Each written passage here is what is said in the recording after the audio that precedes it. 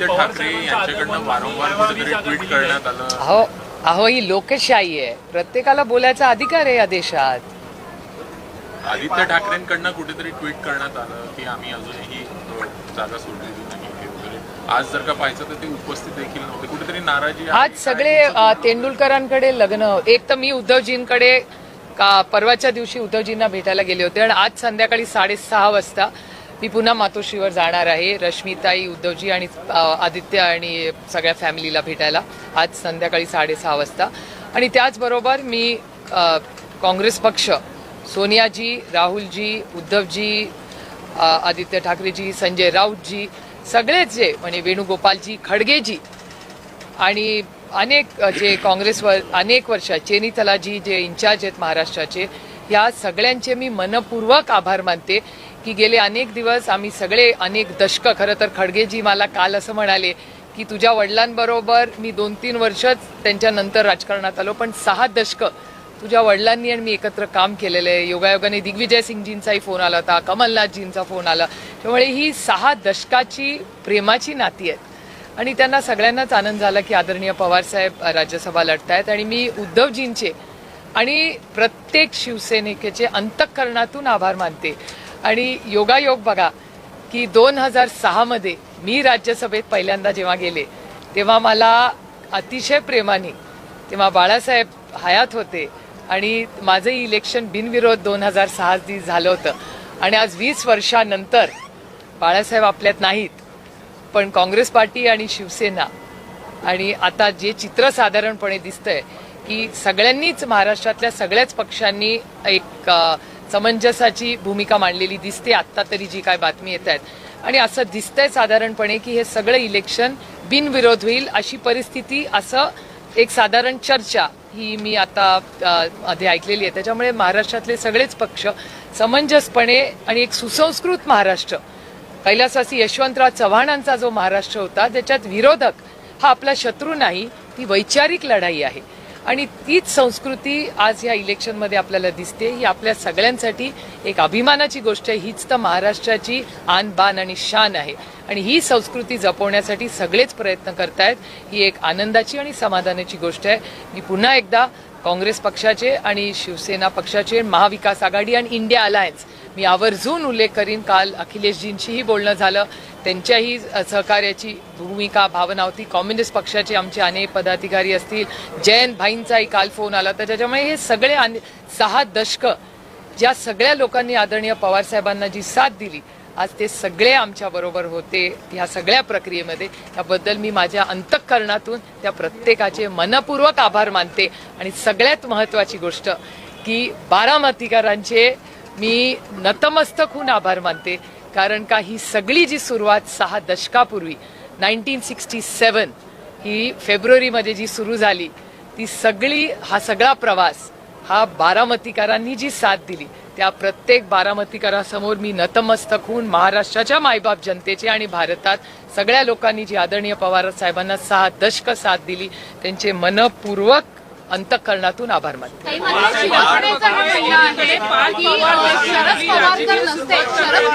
शरद पवार जर नसते तर, आणि त्याचा ऐवजी तो दुसरा चेहरा असता पवारांच्या ऐवजी, तर मात्र शिवसेनेने नक्की उमेदवार दिला असता आणि आमचेच उमेदवार जिंकून आले असते, असं शिवसेना. ही लोकशाही हो, लोकशाहीमध्ये प्रत्येकाला बोलायचा अधिकार आहे ना. आम्ही लोकशाहीवर प्रेम करणारे लोक आणि मी नेहमी चव्हाण साहेबांच्या विचारात काम करणारी एक कार्यकर्ती आहे. त्याच्यामुळे एका सशक्त लोकशाहीमध्ये भारतरत्न डॉक्टर बाबासाहेब आंबेडकरांच्या संविधानात आपल्याला तो अधिकार दिलाय. आणि त्याच्यात कैलासवासी यशवंतराव चव्हाण साहेब नेहमी म्हणायचे की मतभेद हे असलेच पाहिजेत, मनभेद असता कामा नये. त्याच्यामुळे मतभेद भांड्याला भांडा थोडं लागलंच पाहिजे हो, नाही तर तुमचं पण चॅनल कसं चालणार, 24 तास कसं चालवणार. एकीकडे शरद पवारांची प्रदीर्घ अशी कारकीर्द असताना पार्थ पवार सुद्धा पवार कुटुंबियातील एक सदस्य म्हणून आपली राजकीय सुरुवात नव्यानं करताना पाहायला मिळत आहेत. राज्यसभेवरती ते देखील बिनविरोध जाणार आहेत. माझ्या आज निवडून आलेल्या, आता बिनविरोध झालेल्या प्रत्येक उमेदवार जे आज राज्यसभेत जात आहेत त्यांना मनापासून शुभेच्छा आहेत.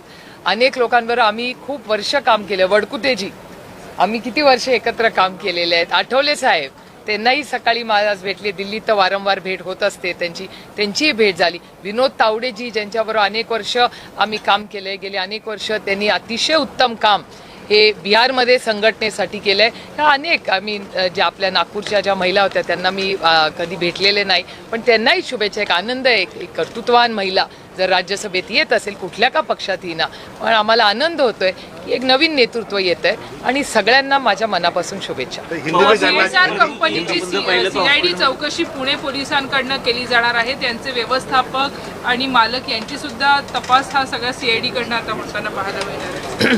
मला वाटतं आदरणीय मुख्यमंत्र्यांनी हा महाराष्ट्राला शब्द दिला होता.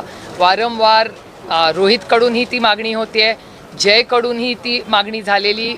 तुम्ही सगळ्यांनी सोशल मीडियाच्या प्लॅटफॉर्म तुमच्या चॅनलवरही लावली आणि महाराष्ट्रावर अजितदादावर प्रेम करणारी जी तमाम जनता आहे ती त्यांचे दादावर प्रेम करणारे जी लोक आहेत ती महाराष्ट्रातली सगळीच अस्वस्थ आहेत आणि ती जी भावना आहे त्या म्हणजे तुम्ही जर सोशल मीडिया बघितला, लोकांना भेटला तर कुठेतरी अस्वस्थता आहे आणि सगळ्यांची एवढीच मागणी आहे की एक पारदर्शक इन्क्वायरी व्हावी ही मागणी आहे. आणि त्याच्यात म्हणजे रोहितजी सातत्याने ती मागणी करतोय, ज्याच्याही मनातून ती 2 वेळा तुम्हीही सगळ्यांनी तुमच्या चॅनलवर दाखवलेली आहे. आणि फक्त ती माझ्या घरातली 2 मुलं आहेत म्हणून मी म्हणत नाही, पण महाराष्ट्रातल्या असंख्य अजित दादा प्रेमींचीही ती मागणी आहे. पार्थ पवार पहिल्यांदाच राज्यसभेवर जात आहे. तुमच्याकडे देखील प्रदीर्घ अनुभव आहे. आत्या म्हणून काय सल्ला द्या? एक गोष्ट आदरणीय पवार साहेबांनी जी मला सांगितली ती मी प्रत्येक राज्यसभेवर गेलेल्या किंवा निवडून आलेल्या व्यक्तीला सांगत असते की लोकसभा आणि राज्यसभा कान उघडे ठेवायचे आणि कमी बोलायचं. जेव्हा वेळ येईल, बोलायची संधी मिळेल तेव्हा अभ्यासपूर्णच बोलायचं, कारण का तिथला प्रत्येक व्यक्ती जो बसलाय तो आपल्यापेक्षा जास्त जाणतो आणि देश आपल्याकडे बघत असतो. त्याच्यामुळे खूप जबाबदारीचं काम आहे. तर आदरणीय पवारसाहेबांना मला ती सांगितली होती. आणि एक गोष्ट मी आवर्जून सांगेन, मी लोकसभा जेव्हा निवडून गेले ना तेव्हा मी पहिल्या दिवशी लोकसभा लढल्यावर आदरणीय पवारसाहेबांनी मी नेहमी कारपूल करतो, जे एकाच गाडीतून पार्लमेंटला जातो. तर तेव्हा जात असताना जुन्या पार्लमेंटची बिल्डिंग होती आणि तिथे तो जिना आहे आणि तिथे कार्पेट आहे. गाडी एका मागे उभी होती आणि मला ते पोर्चमध्ये जाताना मला अजूनही तो दिवस आठवतो. मला म्हणले होते, ही शिडी जो चढतेस ना तू? म्हटलं हां. तर मी म्हटलं हो मला माहिती आहे शिडी. ते म्हणले ऐक मी काय सांगतोय ती, ही शिडी जो चढतेस ना ही फक्त आणि फक्त बारामती लोकसभा मतदारसंघामुळे तुला ही शिडी चढायची संधी मिळाली आहे. त्याच्यामुळे जेव्हा जेव्हा चढशील तेव्हा या गोष्टीची जाणीव ठेव की ही संधी तुला फक्त आणि फक्त बारामती लोकसभा मतदारसंघामुळे मिळाली. जोपर्यंत त्या भावनेशी इमानदार राहशील ही शिडी आयुष्यभर चढू शकतील. त्याच्यामुळे मला असं वाटतं पार्लमेंटमध्ये आम्ही जे कोणी जातो, लोकसभा असू दे किंवा विधानसभा, ही संधी आम्हाला कुणामुळे मिळाली ह्याची जाणीव ठेवण्याचा एक प्रांजळ प्रयत्न आम्ही करतो. जो सल्ला माझ्या वडिलांनी मला दिला तो मी एक आत्या म्हणून, एक बहीण म्हणून, एक सहकारी म्हणून जर विचारलं तर प्रत्येकाला मी देते. पवार साहेब आजारी होते, तुम्ही त्यांना कन्व्हिन्स कसं केलं राज्यसभेसाठी? कुछ तो चीज़ी प्राइवेट होती है घर में हिंदी में जानना चाहते हैं आणि या पार्टीची इच्छा होती. हिंदी में जानना चाहते हैं, नामांकन दाखिल हो चुका है. बिहारशी संबंधित एक प्रश्न आहे. नितीश कुमार देखील राज्यसभेत जातात आहे. बिहारचं राजकारण चर्चेत आहे. तिथे मुख्यमंत्री बदलपासून वेगवेगळ्या चर्चा घडताना पाहायला मिळतात. हो, मलाही आश्चर्य वाटलं खरं, कारण म्हणजे जेव्हा बिहारचं इलेक्शन चाललं होतं तेव्हा नितीश कुमार जीच चेहरा होते त्या इलेक्शनचे. त्याच्यामुळे आज एकदमच बदल कसा झालाय हे आम्हालाही कळलेलं नाही. आता थोडं दिल्लीला जाऊन माहिती काढायला लागेल पुढच्या आठवड्यात. भाजपकडनं मुख्यमंत्री पदाचा चेहरा हो तेच काय कळत नाही. बऱ्याच बातम्या येत आहेत. आता सोमवारी जाऊन जरा बातम्या काढायला लागतील दिल्लीत जाऊन. चला निघू मी. हिंदी एक क्वेश्चन. आज आदेश शरद पवार जी का नामांकन में दाखिल हो चुका है, लेकिन इस फैसले तक पहुंचने के लिए काफ़ी लंबा वक्त लगा, क्योंकि लगातार आदित्य ठाकरे यहीं से खड़े रह के कह रहे थे कि नहीं पूरे नंबर्स अगर देखें, विकास आघाड़ी की इक्वेशन देखें तो दावेदारी उन्हीं की है. फिर कांग्रेस ने भी यही कहा कि नहीं उनके नंबर्स हैं, वो चाहते हैं. पवार साहब को आखिर उम्मीदवारी की, तो इस निर्णय प्रक्रिया को काफ़ी वक्त लगा, क्या अनबन ज़्यादा थी? नहीं ठीक है, अनबन थोड़ी बात है, बात हो रही थी आराम से. और महाविकास आघाड़ी आप सबको पता है, और मैं तहे दिल से सोनिया जी, राहुल जी, उद्धव जी, संजय राउत जी, आदित्य जी, चैनीताला जी, वेणुगोपाल जी, माननीय खड़गे जी, सबकी और मतलब हर कांग्रेस के जो नेता हमारे साथ खड़े रहे और हर शिवसेना के वरिष्ठ नेता जिनके साथ हम सब ने काम किए और पवार साहब के साथ 6 दशक जिन्होंने काम किया, उनकी तहे दिल से आभारी हूँ कि उन्होंने महाविकास आघाड़ी की तरफ से आदरणीय पवार साहब का फॉर्म जो भरने का निर्णय सबके लिया। मैं सबकी बहुत बहुत आभारी हूँ। निर्विरोध होगा चुनाव, क्या लगता है? भी पता चलेगा, शायद आपको ही पता होगा ज़्यादा मेरे से। लेकिन कहीं हमें देख रहे थे कि निर्णय इतना आसान ही था, आदित्य लास्ट तक हमको नाराज ही नजर आए। नहीं, ऐसा तो मुझे नहीं लगता है। ये तो पता है, मुझे तो नहीं लगता। मेरी सबसे लगातार बात हो रही थी, तो मुझे नहीं लगता ऐसा है। और मैं परसों भी उद्धव जी को मिलने गई थी, आज शाम को भी मैं पूरी ठाकरे फैमिली को मिलने, मैं रश्मि ताई, उद्धव जी, आदित्य सबको मिलने शाम को भी आज जा रही हूँ। और कांग्रेस पार्टी को भी मैं, सोनिया जी को सोमवार को मैंने उनका टाइम मांगा है, तो सोमवार को जब मैं दिल्ली रविवार रात को जाऊँगी तो सोमवार को मैं सोनिया जी, राहुल जी, प्रियंका जी, खड़गे जी सबको उनका टाइम मैंने मांगा है। जाके उनको मिल के मैं मेरे हमतर सब पार्टी की तरफ से मैं आभार व्यक्त करना चाहती हूँ, तो उनका भी मैंने टाइम मांगा है। और आज शाम को मैं 6:30 बजे मातोश्री भी जाऊँगी। दूसरा सवाल ये है कि जिस तरीके से पवार फैमिली के सारे निर्णय पवार साहब भी लेते कहा जाता है, तो आज पार्थ पवार भी राज्यसभा के नामांकन दाखिल कर चुके हैं, तो एक ही सभागृह में दादाजी और पोता दोनों होंगे, तो क्या एक फैमिली का भी निर्णय कहीं था कि इस प्रक्रिया में फैमिली भी इन्वॉल्व हो? देखिए, फैमिली होती है और पार्टी होती है, दो अलग चीज़ें होती हैं। तो पार्टी का काम करती है, फैमिली है, दोनों मिक्स नहीं कर सकते। तो लेकिन चूंकि दोनों एक ही सभागृह में होंगे, तो कहीं ना कहीं आप उन्हें मार्गदर्शन की भूमिका में कहीं जाएंगी, किस तरह कामकाज करना है, लंबा अनुभव आपको रहा है।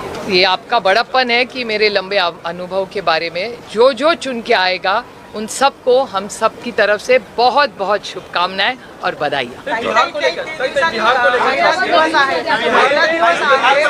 आता परत येते ना महिला। नीतीश कुमार को नॉमिनेशन नहीं, मुझे अब पता नहीं है क्या हुआ है बिहार में। अब आप ही के चैनल पे सब देख रहे हैं, तो थोड़ा 1-2 दिन में दिल्ली में जाके पता होगा कि एग्जैक्टली क्या हुआ है। क्योंकि जब बिहार का इलेक्शन हुआ था तो वो नीतीश कुमार जी को नेता दिखा के ही इलेक्शन हुआ था, तो ये बदलाव क्यों आया ये तो पता करना पड़ेगा क्यों ये बदलाव आया है। थैंक यू वेरी मच, सगळ्यांचे खूप खूप आभार। Very well, thank you very much.